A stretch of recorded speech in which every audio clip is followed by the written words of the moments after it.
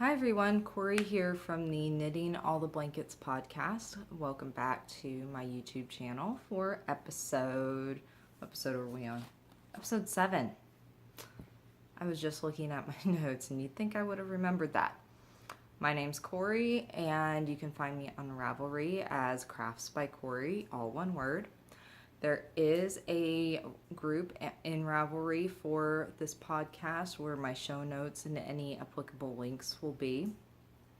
So please go over there and join. No giveaways as of yet, but that's also because I don't have a lot of people in the group. Quick thank you to all my returning viewers. My fans on keeps blowing hair in my face, but that's okay. Quick thank you to all my returning viewers, and if you are a new viewer, welcome and thank you for spending some of your day with me. So in this episode, I'm going to be showing off the cardboard cones that I keep talking about. I finally made them into little candy corns and little pumpkins last weekend. I'm also going to be, excuse me, sorry. I just drank a bunch of water. You don't think that would happen. I'm also going to be showing off some of my progress keepers that I have. Some of these I have made, some of them I have bought.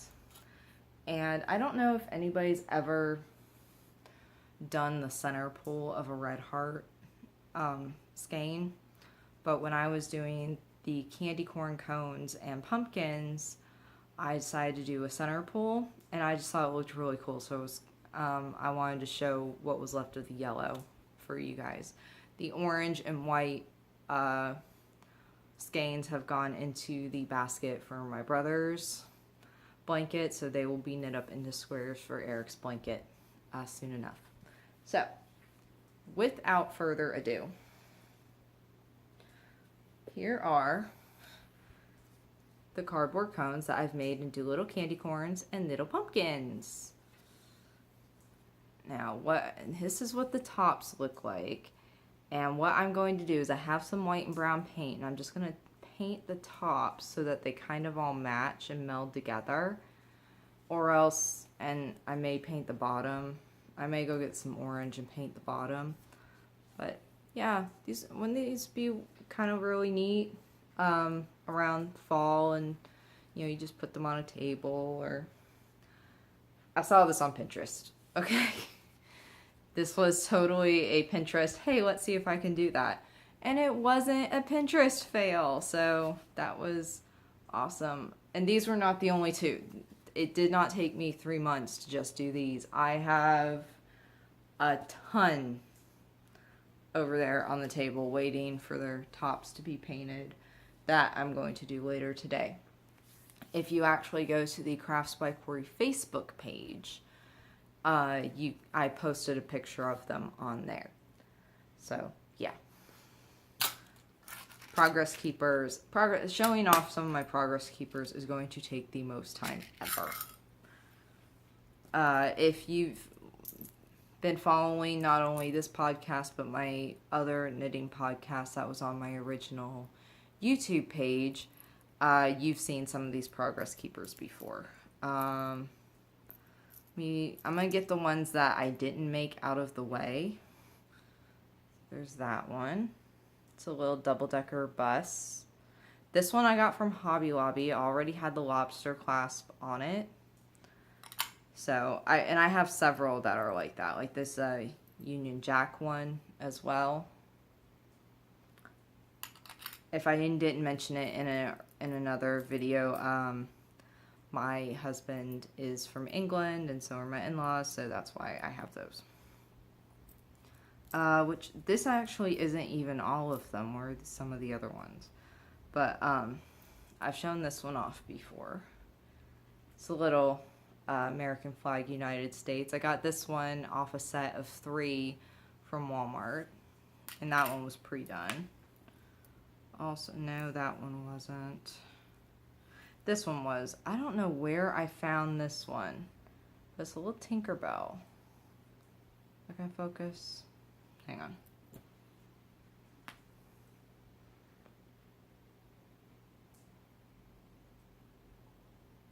It may or may not focus, but it's a little Tinkerbell.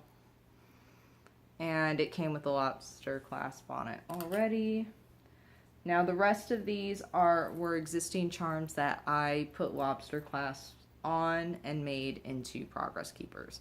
This is a little golden onyx charm. I don't actually know where this came from. I think my mom or my grandma gave it to me, so I just put a little clasp on it and put a charm on it.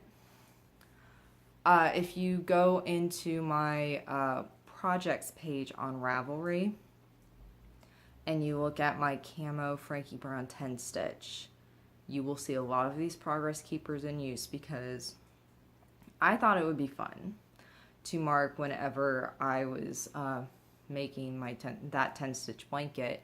I would put a progress keeper wherever I tied in a new magic yarn ball. So that was fun. There were probably 13 progress keepers just jangling on there. This next one, these next ones all came from a charm bracelet that I took apart. I call it my Hoodoo Voodoo charm bracelet because it has a cross, it has a fleur-de-lis,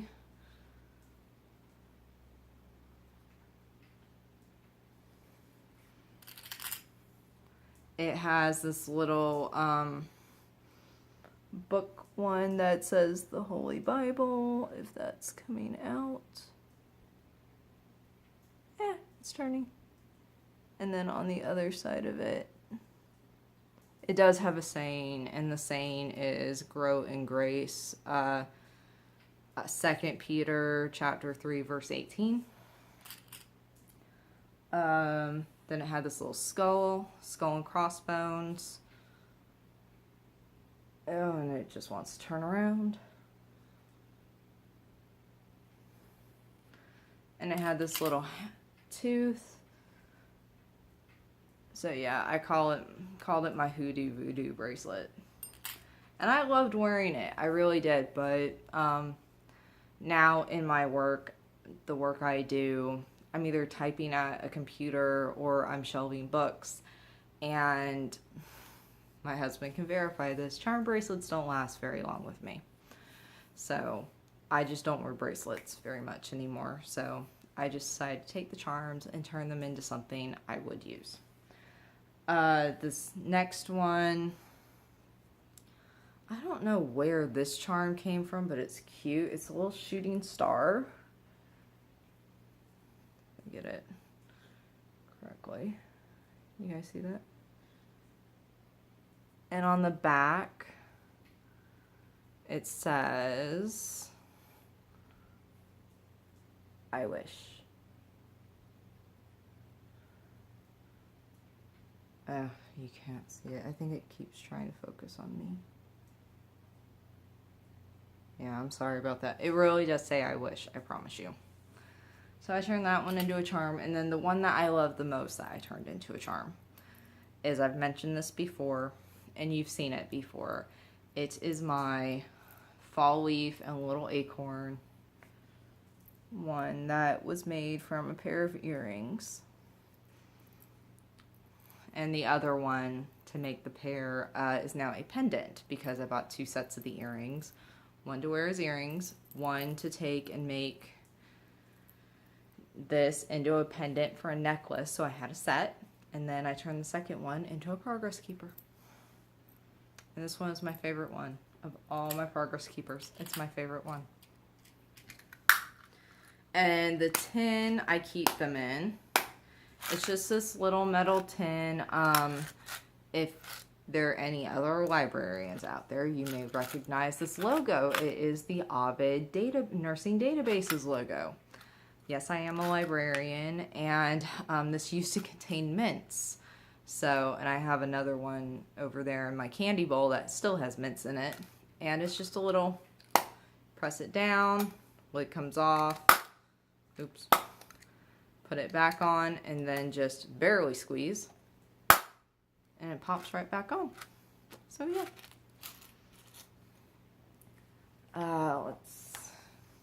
The center pull red heart. I think it has started to collapse on itself, so I don't think it's going to do what I wanted it to do. Yeah, it's collapsed on itself. Well, when this was the yellow, and the big tubs that I had this stuff sitting in, they were actually, all the skeins were standing up, and I would just pull out of the center. And you could at one point look down and just see straight through because of all the yarn that had come out. Like, I could thread my arm through it and wear it as a very long yarny bracelet. So, unfortunately, that did not work out. So, I don't get to show you that. But anybody that has done a yarn pull like that knows what it's like. One more thing I want to give you guys some progress updates on other projects. I did not bring them over because there's no point in showing you the progress because you can't really tell. So I'll show you guys next week. When it comes to the mini skein 10 stitch blanket, I did finish off the yellow and I've tied in the purple. And the purple bonbon is the second to last bonbon in the first Lion Brand bonbon set that I'm doing. And then after I'm done with those, I've decided because I have so many sets of bonbons, I'm going to alternate bonbon set with a themed mini skein set. So the next, once the purple bonbon and then the little teal bonbon are done, I'm going to tie in the now caked up rainbow rambouillet mini skeins from my friend Anne, who is the spinner and dyer of Twin Mommy Creations. I'm actually going to see Anne later today, and she told me she has cocktail minis ready for me, and she says she's got another set of solid color, and I'm not sure, I don't know about these, so I think she did surprise minis. So I'm going to get to see those, and I'm definitely getting the cocktail ones. I may get the solids. I don't know. And if I do, I will show those off next week. So yeah, I'm very excited about that. I have not done any squares for Eric's blanket yet. It's been one of those weeks where I was lucky to get my half dishcloth done. And the blue icicle cotton is knitting up very nicely. I think because of the way, if you remember what it looks like, actually let me look at it. Okay, if you guys can see the sparkle, that's that silver thread that's in it. And the yarn itself, and I don't know if it just looks kinky because of the thread, but yeah, this yarn it just seems like it's kinked to me, and I don't know if that's just because it was spun with this this silver thread, and I don't even know what the silver thread is because all the label says is that it has a metallic thread in it. So this is a partially done dishcloth. I'm not even done with the first half of it because I didn't get to it. But yeah, you can see the sparkly right there. So it's interesting. I honestly don't know how many I'm going to get out of this whole ball. I have, pull it up. This is what's left on the cone. And yeah, it looks like a lot, but it's actually very deceiving. Finished dishcloths, I have 5. So this is number 6. I may get 8 dishcloths, and I don't know if I'll get any scrubbies. I don't know. And yeah, the official count will have to wait until for 2 more weeks when the July, or the June, it's June, for when the June finished objects post happens. So we shall see. We shall see. Boneyard shawl, I still have not started that. But like I said, I'm going to see Anne today, and she has also made the Boneyard shawl. And while I know the make one concept in knitting, the stitch where it's, you know, make one, knit one, whatever the directions are in the Boneyard shawl, making one is not difficult. but I'm going to start it when I go see Ann today.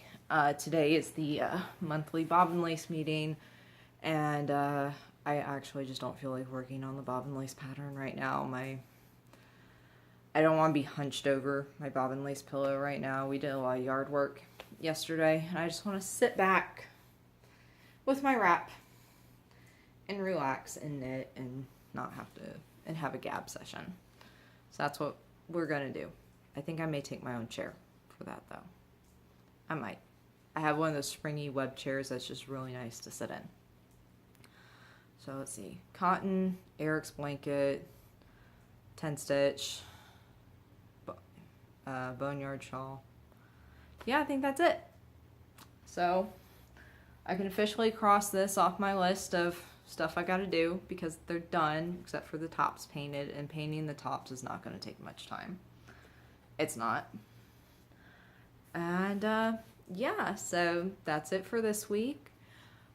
Tune in next week for more shenanigans and more. I hope to have more progress on the 10 stitch made so that I can actually show that off and show off new mini skeins from Ann. I'm very excited.